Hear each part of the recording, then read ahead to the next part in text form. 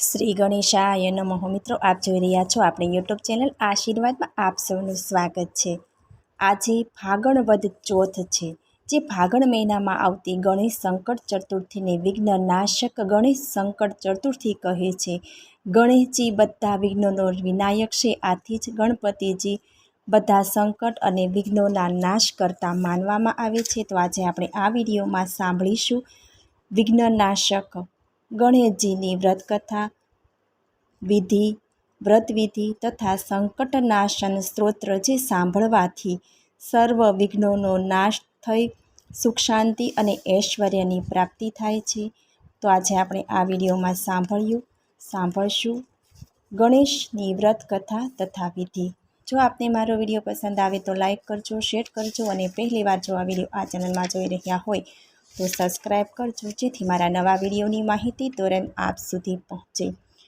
નમસ્તમે ગણેશાય સર્વ વિઘ્ન વિનાશને કાર્યરંભેષુ સર્વેષુ પૂજિતોય સુરેરપી વિદ્યારંભે વિવાહે ચ પ્રવેશી નિર્ગમે તથા સંગ્રામે સંકટે ચેવ વિઘ્નસ્તસ્ય ન જાયતે. હે પાર્વતી પુત્ર, શુભ કાર્યના આરંભે તમારી હાજરી અનિવાર્ય છે. હે સુંઢાળા દેવ, હે વિશાળ ઉદરવાળા અને બુદ્ધિશાળી ગણપતિજી, જીવનના તમામ ક્ષેત્રે આવી પડનારા વિઘ્નોનો નાશ કરી અમારું રક્ષણ કરો. આ વખતની સંકટ ચતુર્થી 27 માર્ચના અને સોમવારના રોજે રહેવાની રહેશે. બધા વ્રતોમાં શ્રેષ્ઠતમ વ્રત શ્રી ગણેશ સંકટ ચતુર્થીનું ગણવામાં આવે છે, કેમ કે આ વ્રત કરવાથી ધન ધાન્ય, પુત્ર પુત્રાદિ સુખ, પત્ની પત્નીમાં થયેલ કલેશ અને ભાઈ ભાઈ વચ્ચેના કુટુંબમાં પેદા થયેલ કંકાસ દૂર થાય, વિદ્યોપાર્જન થાય, ધંધા રોજગારમાં બઢતી થાય, શત્રુ ઉપર વિજય પ્રાપ્ત થાય આદિ અનેક મનોરથો અને ઈચ્છાઓ સિદ્ધ થાય. આથી શ્રી ગણેશ સંકટ ચતુર્થીનું વ્રત દરેક વ્યક્તિ કરી શકે છે. શ્રી સિદ્ધિદાયક ગણેશ વ્રત દરેક માસની વદ એટલે કૃષ્ણ પક્ષે ચોથે કરી શકાય છે. ગણેશ વ્રત સૌભાગ્યવતી બહેનો તથા કુંવારિકાઓ કરી શકે. જરૂર પડે તો પુરુષો પણ આ વ્રત કરે છે.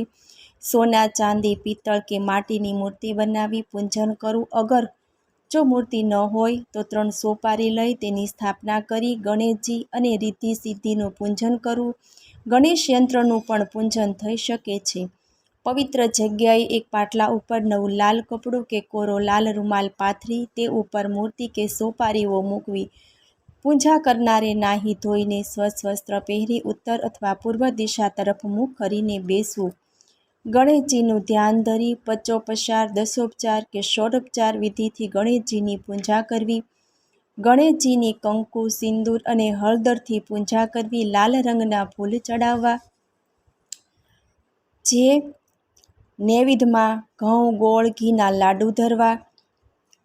જે હેતુ અર્થે વ્રત ધારકે વ્રત કર્યું હોય તે અંગેના અવશ્ય પાઠ કરવા, જેમ કે સંતાન પ્રાપ્તિ માટે, લક્ષ્મી પ્રાપ્તિ માટે, સંકટ કે વિઘ્ન નાશક માટેના પાઠ કરવા. ઉપરાંત ચાલીસા પાઠ અને 52 પાઠ પણ કરી શકાય. ફાગણ વદ કૃષ્ણ પક્ષની ચોથ ગણેશ સંકટ ચતુર્થીની વ્રત કથા. ફાગણ મહિનામાં આવતી ગણેશ સંકટ ચતુર્થીને વિઘ્નનાશક ગણેશ સંકટ ચતુર્થી કહે છે. ગણેશજી બધા વિઘ્નોના હરનારા, આથી જ ગણેશજી બધા સંકટ અને વિઘ્નોના નાશ કરતા માનવામાં આવે છે. પ્રાચીન કાળમાં યુવાનાશ્વ નામના રાજા હતા. તે ધર્માત્મા, ઉદાર, દાતા, દેવતાઓ અને બ્રાહ્મણોના પૂજક હતા. આ રાજાના શાસનમાં વિષ્ણુ શર્મા નામનો એક તપસ્વી બ્રાહ્મણ રહેતો. તે વેદવેતા અને ધર્મશાસ્ત્રજ્ઞ હતો. તેને 7 પુત્રો થયા. તે બધા ધન ધાન્યથી સમૃદ્ધ હતા, પરંતુ પરસ્પરના કલેશના કારણે બધા અલગ અલગ રહેતા હતા. વિષ્ણુ શર્મા પ્રત્યેક પુત્રને ત્યાં ક્રમશઃ એક દિવસ જમતો હતો. તે વૃદ્ધ અને કમજોર હતો, આથી કરીને બધાની વહુઓ એના ઉપર અનાદર કરતી હતી. વહુઓના તિરસ્કારને કારણે તે ઘણી વેળા રોઈ પડતો.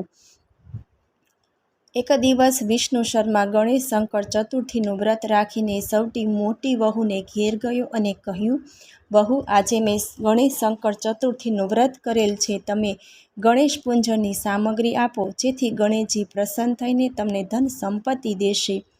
પોતાના સસરાની વાત સાંભળી મોટી વહુ કઠોર શબ્દોમાં બોલી, હે સસરાજી, મને ઘરના કામોમાંથી ફુરસદ મળતી નથી.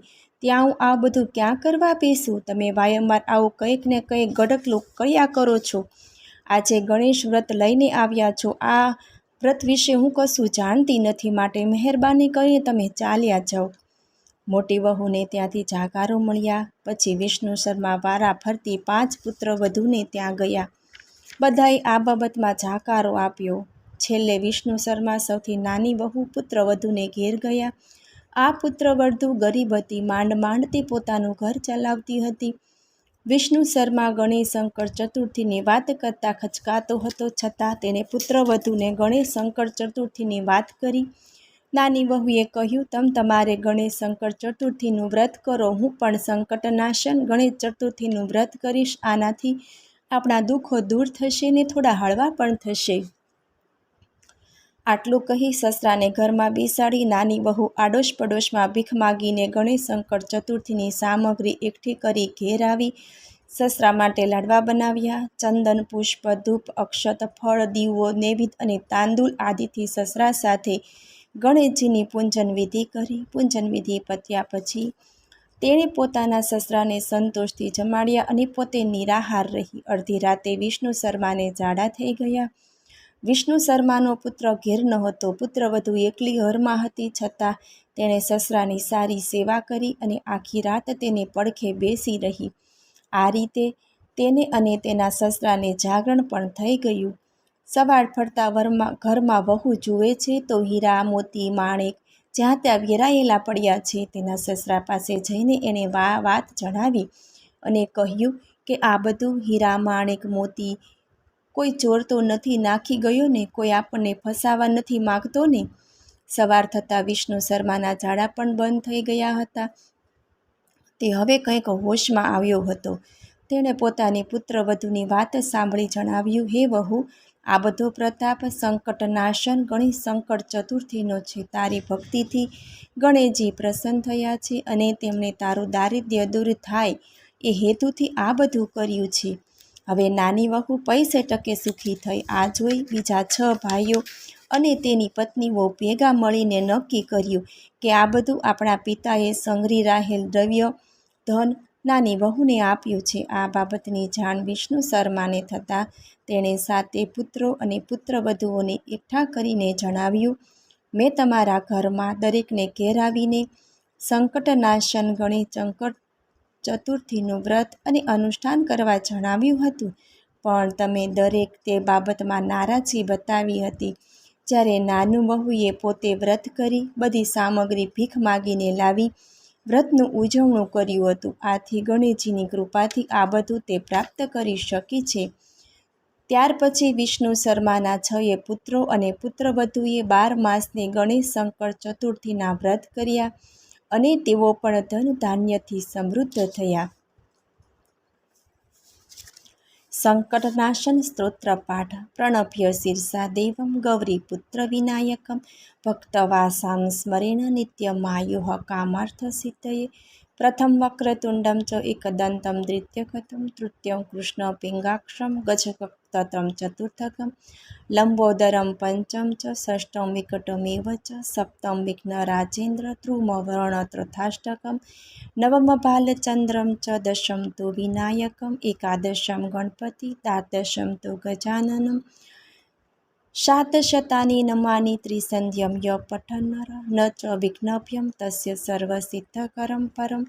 વિદ્યાર્થી લભતે વિદ્યામ ધનાર્થી લભતે ધનમ પુત્રાર્થી લભતે પુત્રાન મોક્ષાર્થી લભતે ગતિમ. જપેત ગણપતિ સ્ત્રોત્રમ ષડ્ભીમાશો ફલમ લભતે સંવત્સરેણ સિદ્ધ ચ લભતે નાત્ર સંચય અષ્ટાભ્યો બ્રાહ્મણ્ય ભૈશ્વ લિખિત્વાય સમપયતે તસ્ય વિદ્યા ભવેત સર્વા ગણેશસ્ય પ્રસાદઃ ઇતિ નારદ પુરાણે સંકટનાશન નામન સ્તોત્રમ સમાપ્તમ. મને સાંભળવા બદલ ધન્યવાદ. જો આપને મારો વિડીયો પસંદ આવે તો લાઈક કરજો, શેર કરજો અને પહેલીવાર જો આ વિડીયો આ ચેનલમાં જોઈ રહ્યા હોય તો સબસ્ક્રાઈબ કરજો, જેથી મારા નવા વિડીયોની માહિતી તુરંત આપ સુધી પહોંચે. ધન્યવાદ. જય શ્રી કૃષ્ણ.